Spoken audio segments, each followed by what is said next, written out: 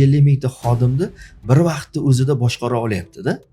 Sal kech qolgan xodimlarning sharti bularni haydab yubor deb aytayapti deydi. Qanday haydaymiz? Bu biza 3 yildan beri, 5 yildan beri ishlayapti. Mana milliy brendlar shuni keldida, tizim yo'lga qo'ydida, shunday franchiza sotishni boshladi. Juda katta riskka boryapti degani-da u. Menga bo'laveradi desa, unday odam ishga olmagin deyapti-da. Lekin endi unaqadan 100 ta bo'ldi deylik.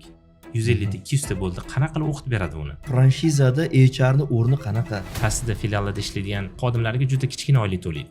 Nimaga desa, xolasa ketaversin deydi. Qanday qilsa bo'ladiki, xodimlar uzoq vaqt ushlab qolish uchun? Mashina sovg'a qiling, lekin dengki mashina bu kompaniyaning nomida turadi. Bunda HR bo'limi qanchalik hushyor tortish kerakki, shunaqa muammolar kelmasligi uchun. Biznes egasi aytadiki, men deydi, yaxshi biznes HR olib keldim deydi, $2000 oylik to'ladim. 2-3 oy, 4 oy ishlagandan keyin baribir xayrlashishga to'g'ri keldi.